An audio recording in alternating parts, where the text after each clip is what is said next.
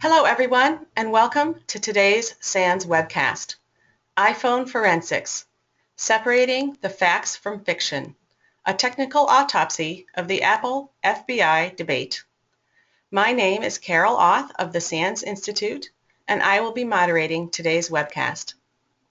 Today's featured speakers are Heather Mahalik, Sarah Edwards, and Cindy Murphy, all certified SANS instructors. If during the webcast you have any questions for our speakers, please enter them into the questions window located on the GoToWebinar interface. We will be answering them during the Q&A session at the end of the presentation. And with that, I'd like to hand the webcast over to Heather.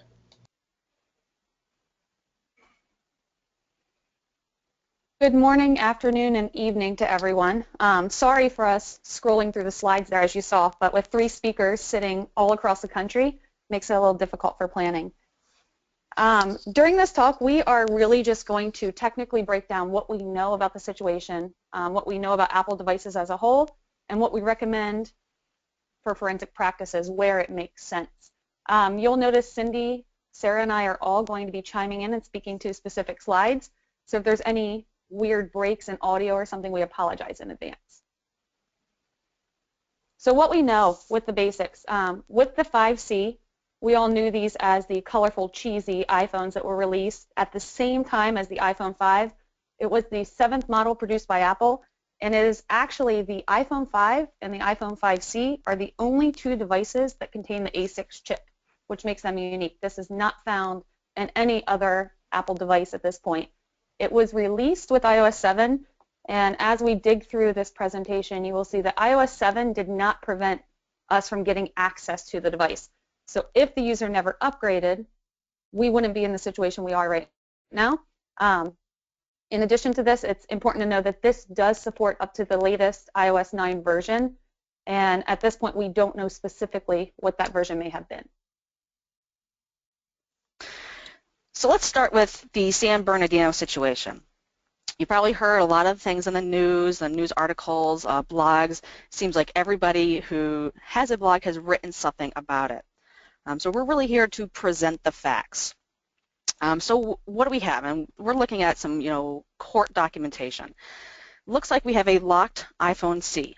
It appears to be running iOS 9. We don't quite know how they've determined if it is iOS 9 or not, but they do seem to have made that determination on their own. So recently, very recently actually, the last 2 days, the iCloud password appears to have been changed.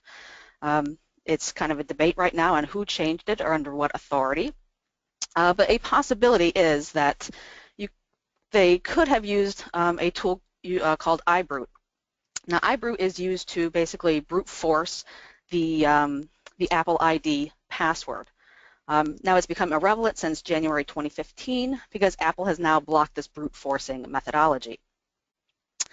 So if it was, Apple has been providing support for decrypting devices for older devices. So previous to iOS 8, so I think it's about iOS 4.2.7 specifically, Apple was using a RAM disk to get access to these devices. Apple has put out some documentation. We have the link down here for the legal process guidelines, where it actually states now that we have iOS 8 and now with iOS 9, Apple is no longer providing support to do the same thing that they've been doing with iOS 7 and older. In this older process, iOS 7 or iOS 4.2.7, they were able to recover a good amount of data. However, there's various protection classes involved, so they weren't able to recover things like email or some calendar items and possibly some third-party application data. It really depends on these protection classes. As it stands right now, the FBI is saying it cannot jailbreak or acquire the device in this current state, meaning it's locked iOS 9 state.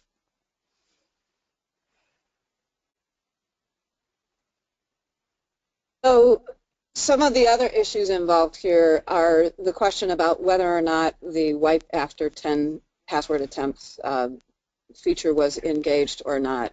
It sounds like from court documentation that examination of backup files from the iCloud account associated with the device and some other information has led the FBI to believe that the feature was enabled, in which case, obviously, any attempt to use the screen to enter passcodes to break the passcode on this phone could potentially result in wiping the device, and any other method of entry of those passcodes could also potentially wipe the device.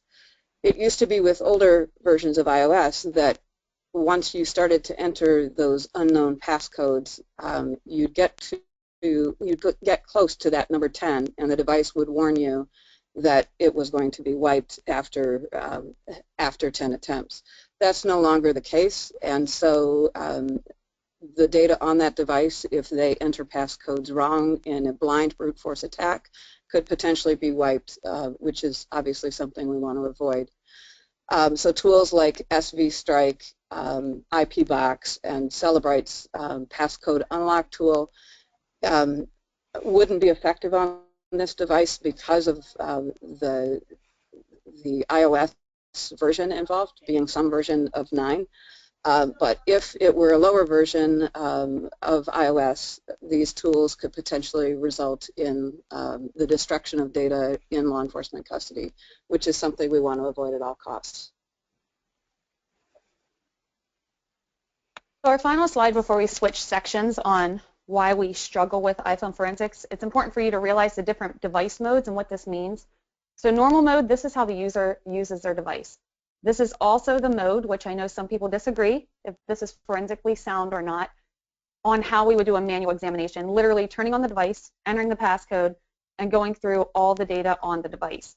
From my personal perspective, and Cindy and Sarah may not agree with this is your last-ditch effort. I would say never do a manual examination first because you are trampling on evidence. It is like walking through the crime scene, and humans make mistakes. We can easily overwrite data or delete something we didn't intend to.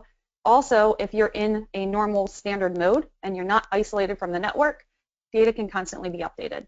So yes, you could technically see data that may be encrypted if it's still available, but you are trampling on evidence. So again, something I would recommend doing as a last-ditch effort. Recovery mode, this is what's required for upgrades, activations, and restoration of your iCloud and backup files, which we'll hit on shortly. And then there's the DFU mode. Most people know this mode. This is the hold down the power in the home and count to 10 and jump around and hope that your device actually hits this mode.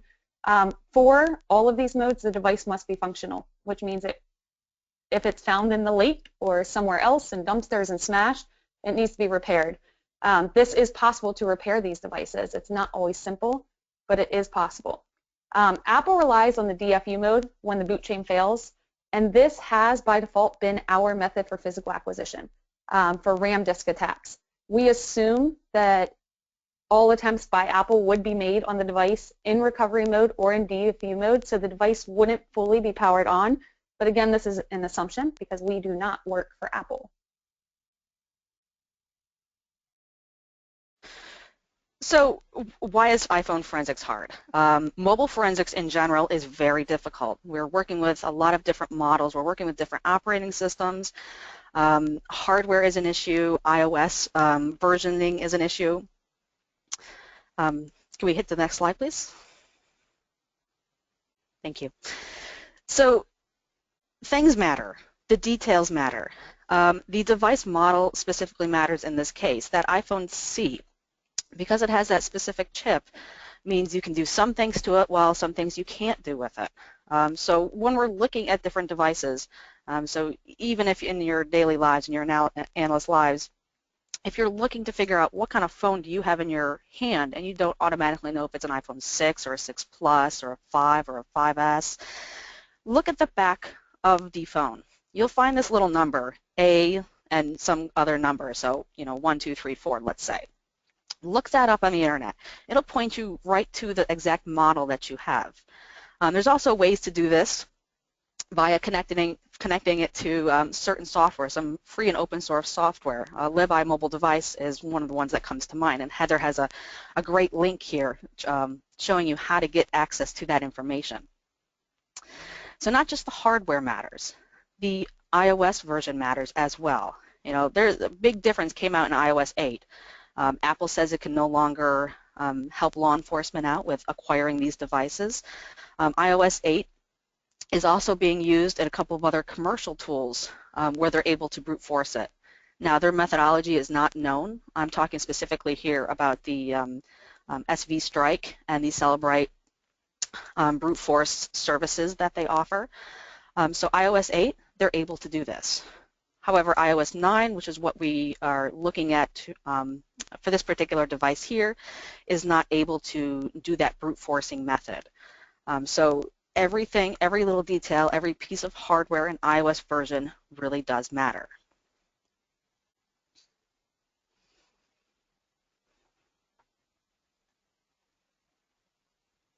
Sorry, I had a hard time finding the mute button there.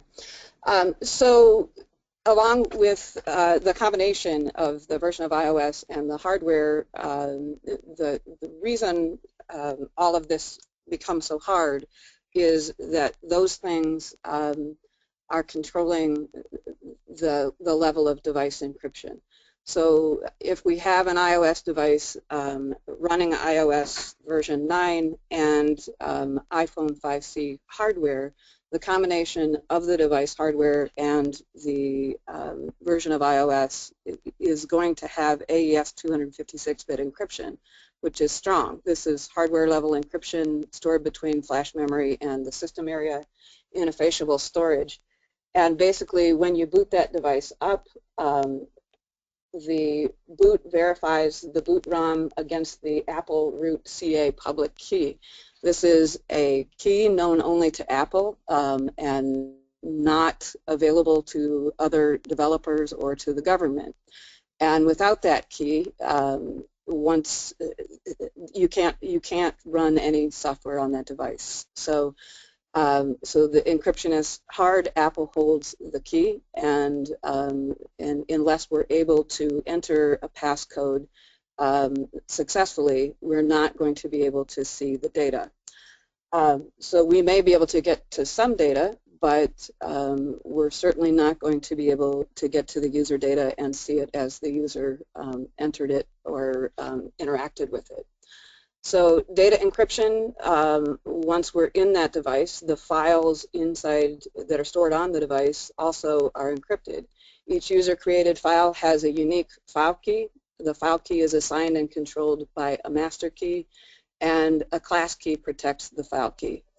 To wipe these devices, really what's going on is that master key is obliterated or destroyed, and suddenly everything on that device is encrypted. So we need to make sure that we don't leave these devices open to the potential for wiping through an iCloud account or a remote wipe signal.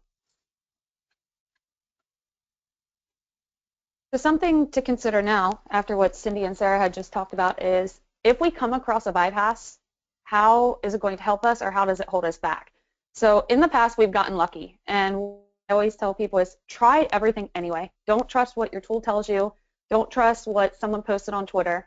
If you have a device in front of you and you are locked out, try every single method you know of to get into that device. So a few things that could work, lockdown and pairing certificates. These can be recovered on a Mac, on a PC, through iCloud. And what they do is when the user syncs, it is their vector to make their life easier. Clearly, Apple wants to make people's lives easier. That's why we love these products. What it remembers is once you trust that computer or that connection, it doesn't prompt you for your password anymore as long as you are using that device. This is why it's super, super important to get all host computers that the user may have synced with. Now, one thing that makes our life more difficult is iCloud is a lot more accessible than someone syncing to their computer. I personally sync to everything possible just because, one, I have issues trusting cloud completely, so I only sync my pictures to the cloud, and two, I would die if I lost my pictures off my iPhone, which may make me pathetic, but I am that person that relies on this for all my family photos and everything I do in life. So your lockdown pairing certificate, depending on the computer you're looking at, will be stored in different locations.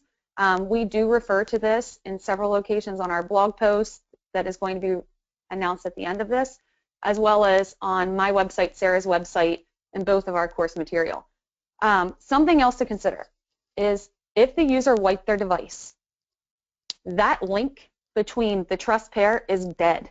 So if you wipe your device and restore a backup, you can no longer use the host computers or any connection to do this. One thing that's difficult is to know if the user truly did wipe their device, because some people are really savvy, and if you wipe it and restore the data, it may look completely normal to you. So an examiner has to know where to go through and look to see why that link is broken. Also, it is claimed in different iOS versions, if the device is recently restarted, it may not work. I can tell you I've read this claim several times on 7.3, and I was able to do this live in the classroom. So again, don't trust what you read, always try it yourself. If you do have backup files, and if they are encrypted, this is fantastic for us if we can crack the passcode, because cracking the passcode on an encrypted backup gives us access to more data that would otherwise be inaccessible to us. So sometimes this is our only option, is to get a backup from one of the host computers or iCloud, try to crack it and recover the passcode. Because think about this, if I could ask all of you sitting out there, do you have a unique passcode for everything? If you are Phil Hagen, you may say yes, because you have a machine doing this for you.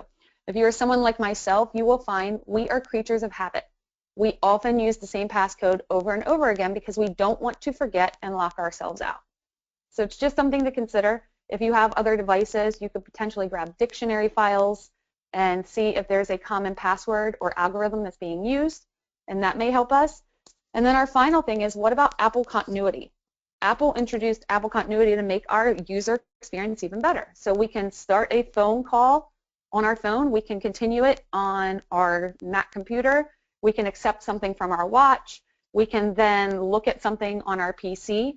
So if there's Apple Continuity, we may be able to use anything that's accessible on those other devices to potentially help us get access to the user, to their passwords, and also see who they're communicating with. Because remember, I think Sarah had said this previously, there are two sides to every conversation. So who are these people talking to on the other side, and can we possibly get access to their devices?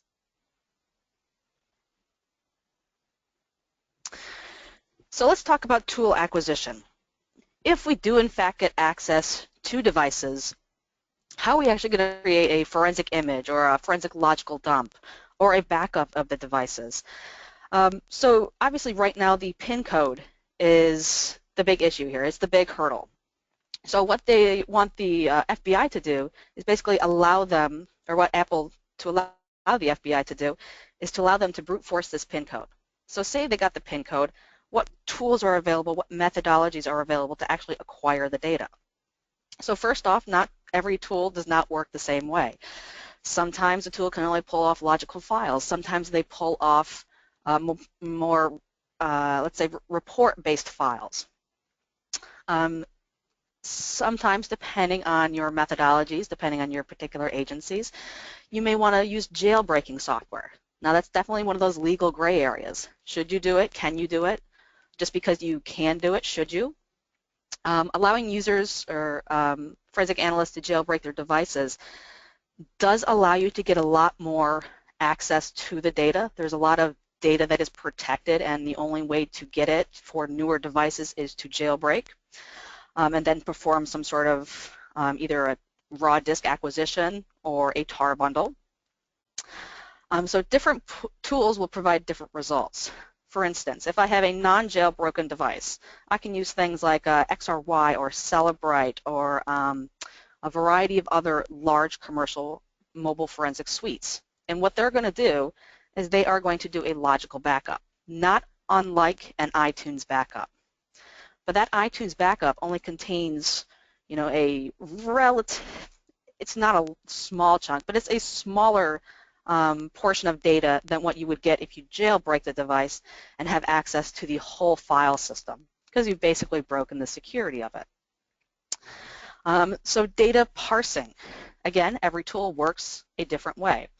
Some acquisition tools only do acquisition. Other tools out there will do some sort of, say, application parsing or parsing the address book and showing you different items in there. Sometimes it does link analysis. Can they combine the information with other devices and give you more of an Intel type of view? Manual examination. I think Heather, Cindy, and I can all say, do it manually. It makes you a better person. Sometimes just because it's hard doesn't mean you shouldn't try to do it. There's a lot of data that is missed by the pre-parsing of a lot of these manual or a lot of these commercial utilities. Sometimes you have to go down to the bits and bytes to actually find what you're looking for. Your tools can't do it all. Sometimes you have to get down and dirty. So I guess after this review, we wanted to talk about how to move forward and learn from this to try to avoid some of the complications that resulted in the San Bernardino case, and to try to put into place some practices that help us get the most evidence possible out of devices. So in this particular case, and with all smartphone platforms, the first consideration is that we want to isolate these devices whatever it takes. It's really paramount for us to do this in order to preserve the data that's on the device. If a wipe signal gets sent to it, or if automatic updates happen, or if more data is coming into the phone, those are things that could potentially be bad for us. We want to keep the evidence on that device as pristine as possible. And this brings us to the question of powering on a device versus powering off a device. There are many very small-sized departments around the country and organizations around the country and the world who are not going to have the ability to get a device that's collected into a forensic examiner who knows how to deal with it in a short period of time. And so the question of delivery of that device quickly becomes a problem.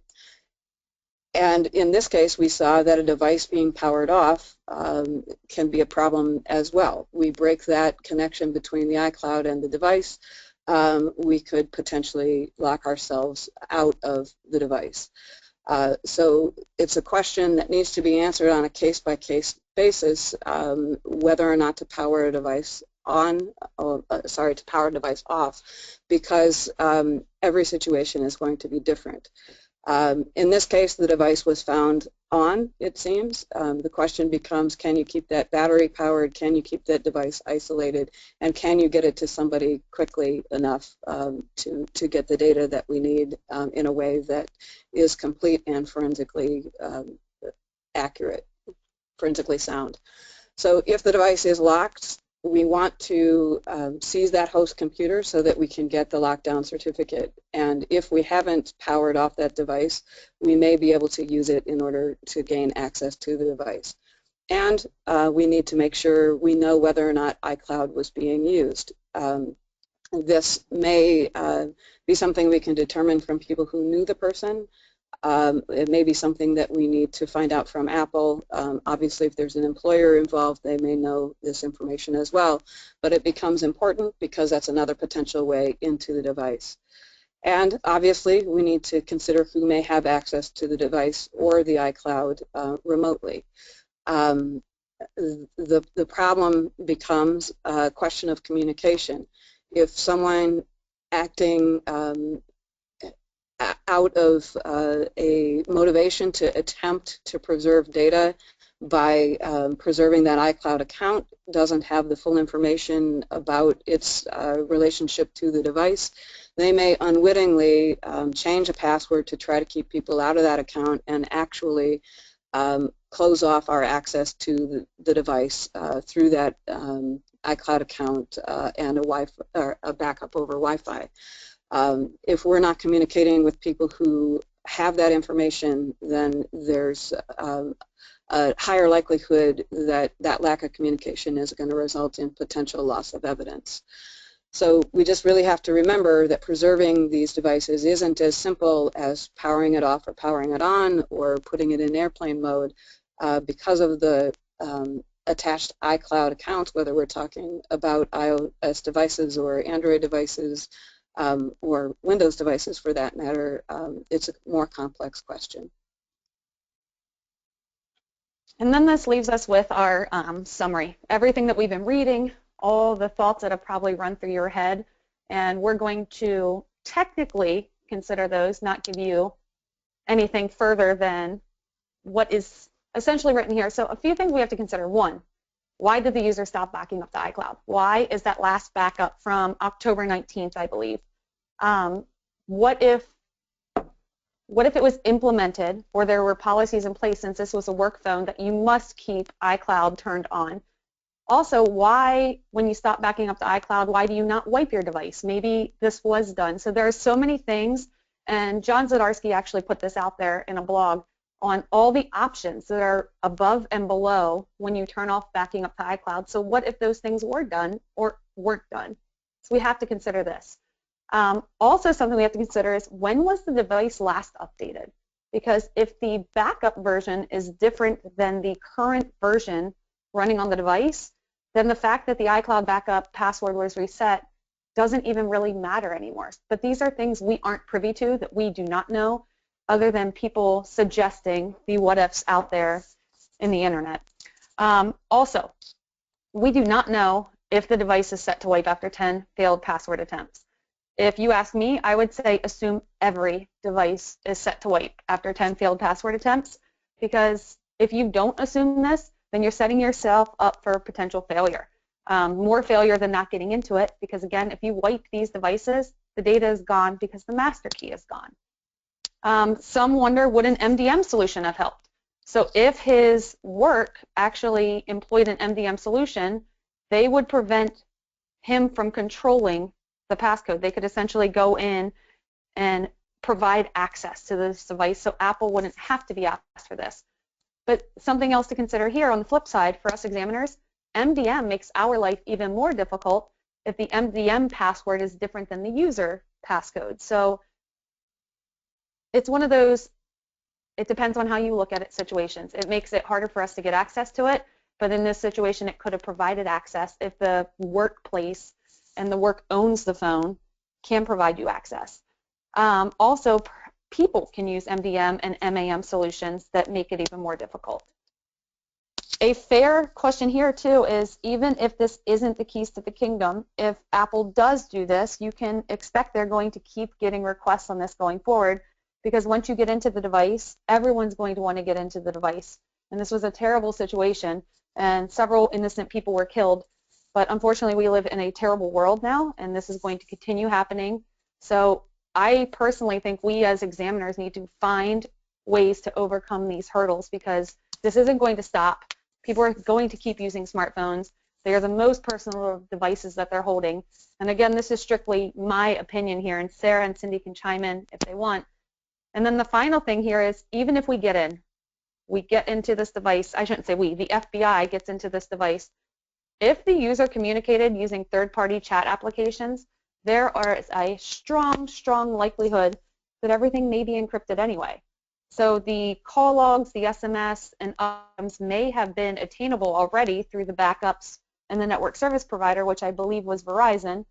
But if he communicated through third-party apps, all of this data could truly be encrypted.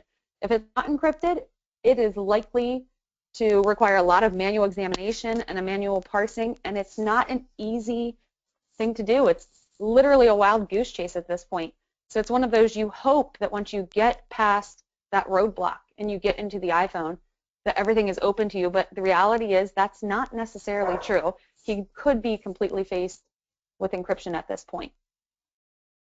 And I guess I would just chime in and say that even if we end up having Apple have to unlock this device in this particular case, and the three of us agree they probably could, with newer phones, with newer chipsets, with newer operating systems on these devices, with devices that have secure enclave, which this one didn't have, Apple may not actually be able to get in the future. And so we're always going to have this arms race between privacy and security, and from a forensic standpoint, we need to be trying to keep up with the hardware, the software, and the operating systems enough so that we can learn what's possible and keep pushing those boundaries, but with the understanding that when we solve those problems, the manufacturers are going to take the information that we've gained and the perspectives we're using and use those to build better security. So this is just the nature of the beast with smartphones.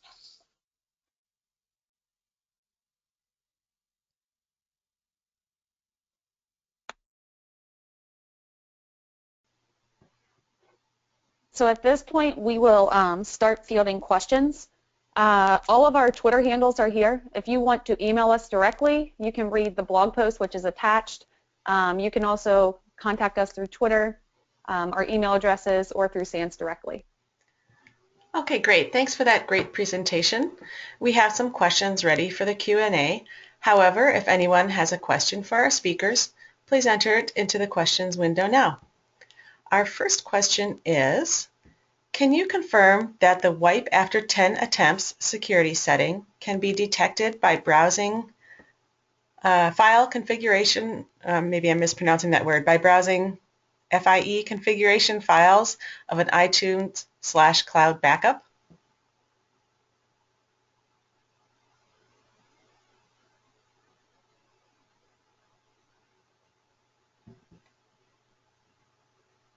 Should I read that one again? I think we're all confused by the question. Okay. Are they asking, can we tell if they're wiped by the iCloud and iTunes backups? I could just read it. I'm not sure. It says, I'm reading it exactly as it's asked. Can you confirm that the wipe after 10 attempts security setting can be detected by browsing, and it looks like FIE, configuration files of an iTunes cloud backup? Well, I would say generally that backup is old. So the user can change those settings at any point on their device. So even if there were a way to definitively say on that date and time that the backup contained a setting showing that the phone was set to wipe, even if that is true, I could change it today and then not back up. So you have to always assume that that is set. And that's just what I think. I don't know if Sarah or Cindy have anything else to chime in. I guess I would also say that with all of the publicity about data breaches and privacy overreach, it's more and more common for people to have this setting on. And if you have evidence from that file in a backup that that the wipe after 10 failed attempts it has ever been enabled, that it's more likely that it will be enabled. Okay, thank you. We have another long one here. Is there a way to forensically access the LOCKS's iOS 9 device? There are a number of scenarios where this is necessary, but one would be if a family wants pictures from a deceased loved one off the phone, especially if the phone has not been synced with iTunes. And I'm happy to You're going to repeat it. need the password. It's that simple. You need the passcode for the device if it's locked. Okay, thank you. Someone wants to know, what is MDM solution? Mobile device management, something that corporations or even private individuals could implement on their devices to provide certain policies. So, you know, kind of those things. You have to change your PIN code every 90 days, or you can only install certain applications, or you have to back up to X places, that kind of thing. And with MDM, you can have it set that it protects, for example, I often have students in the classroom where their corporations have it set that it protects their work email. There's always glitches to this, and we as forensicators try to always find those glitches to get us access, but you can specifically say what you want to protect on your device, so SMS, contacts, email, pictures, application data, and so on.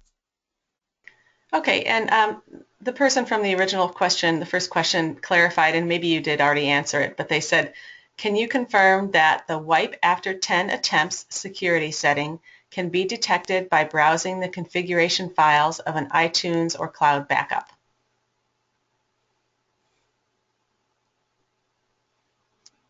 Oh, I see. They want to see if it's in, say, a P list somewhere as a key, like a key value pair option. I don't know, but I have not exactly looked for it. I agree. Same here, Sarah. I specifically haven't tried to hunt that one down, but now it's definitely going to be on my list of things to look for. Absolutely. And my guess is that you can, and that there's a simple flag entry, but again, it's not something I've specifically researched.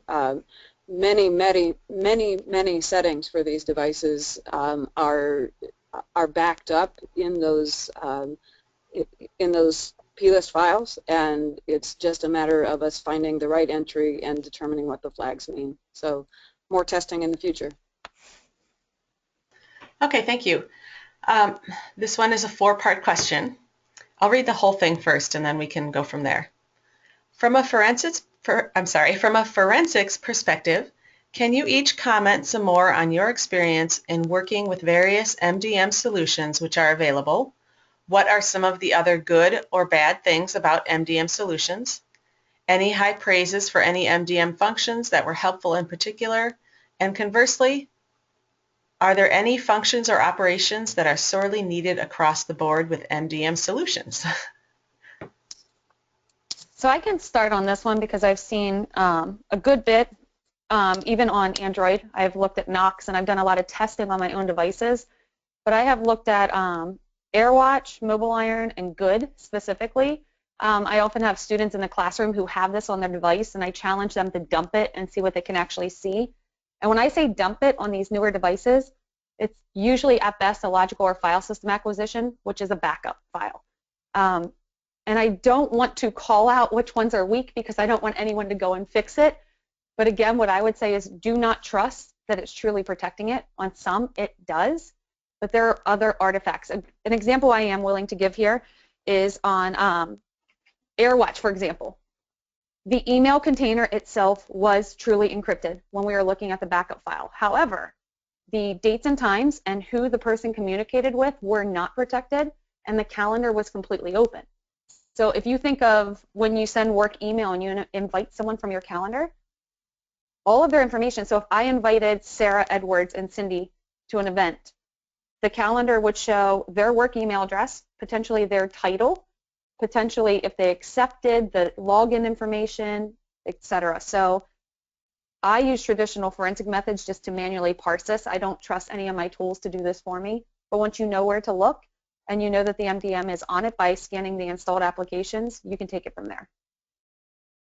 And I will chime in on this as well because I've found these mobile device management solutions actually to be a fairly good, consistent source of evidence in some forensics cases. For example, one of these pieces of software was in place on a device where a encrypted document was part of the problem, and I was able to find deleted copies of the unencrypted version of that document within the MDM solutions file structure. So my suggestion is that that people ask for some proof from these companies about what their software is doing to actually protect the data. This software did produce an encrypted copy of the document. It also left behind unencrypted copies of the same document in the process of encrypting it. So it's really important that that we look at a deeper level at what tools leave behind. Okay, thank you. How does Secure Enclave fit into later models such as iPhone 6 and above? Would the requested FBI technique possibly work if an A7 or later chip was in use? At this point, it's hard to tell. Secure Enclave is there to do a lot of the security stuff, I guess you can say. So it's what helps the device respond to failed passcode attempts and has a timer turned on at some point to say, oh, you've entered a wrong passcode. Now you have to wait a minute. It's 5 minutes, then 10 minutes, then a week, and so on and so forth. So frankly, we don't know. We do not know a lot about the underpinnings of the Apple security, mostly because Apple has not put a whole lot of documentation in it, probably for, security's sake. They don't want people trying to go in there and break a lot of this stuff. So at this point, it is an unknown factor. Though at some point, you kind of have to think anything is possible. You just kind of have to hack at it. Okay, thank you. Is the issue of not being able to get into the phone because of the iPhone chip and iOS version, I think the word is? So if it was another type of chip but version 9 iOS, would the FBI be able to get into the phone and extract data?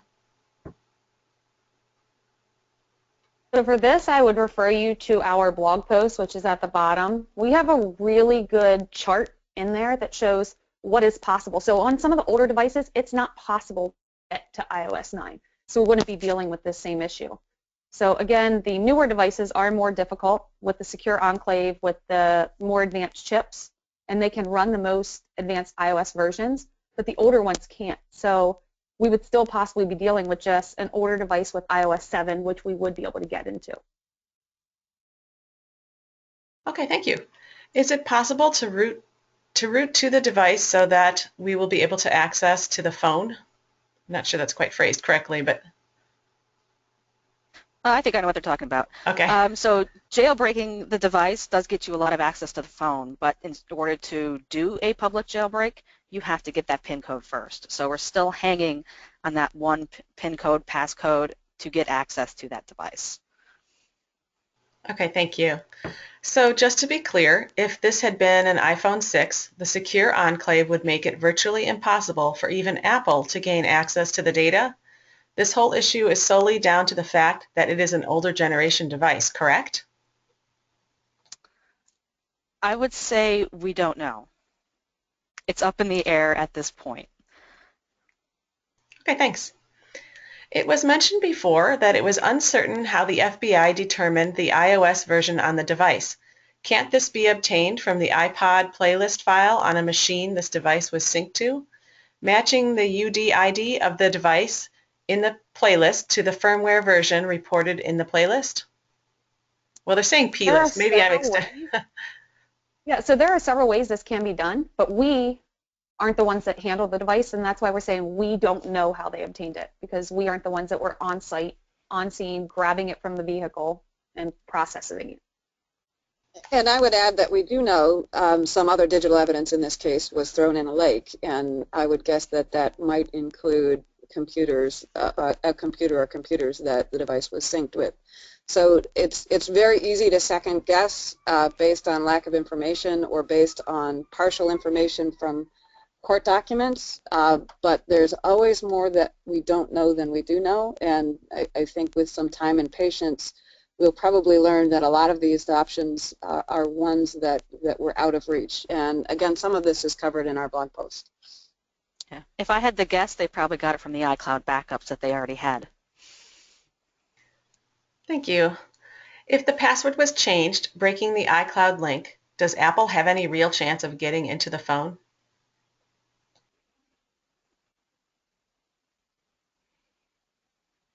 I would say yes. That, of course, depends on Apple's compliance.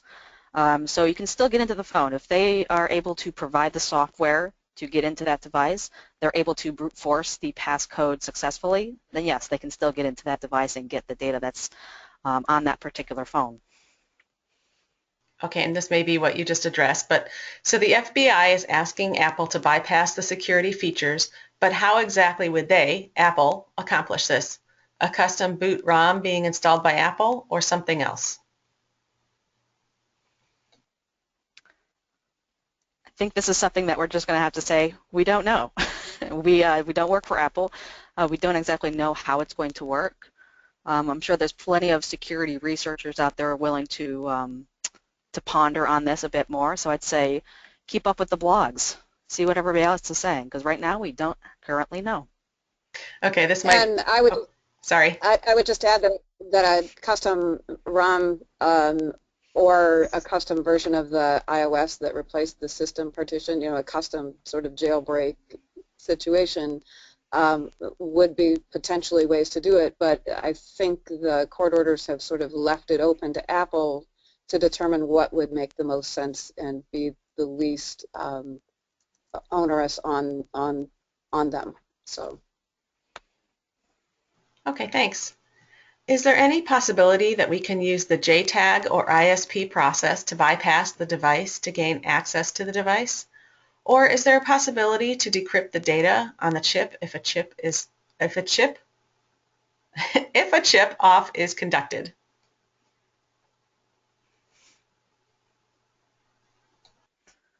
So So I didn't either, catch the, go ahead. go ahead. Okay. Well, I didn't catch the first part of the question, but as far as chip off goes, I think we're still dependent on that hardware key. So if we can do a chip off dump, files are still going to be encrypted. So we're still going to need possibly the passcode key, a few hardware keys, and possibly some other things in order to decrypt that data. And this is also a situation that we covered at least in brief on our blog entry. So there's a section in there on jailbreaking, on chip off and JTAG. If people are interested, they can check that for more information. Okay, thanks. Does the computer pairing plist file method work with iOS 9X if the phone has not been rebooted and it is attempted within 48 hours?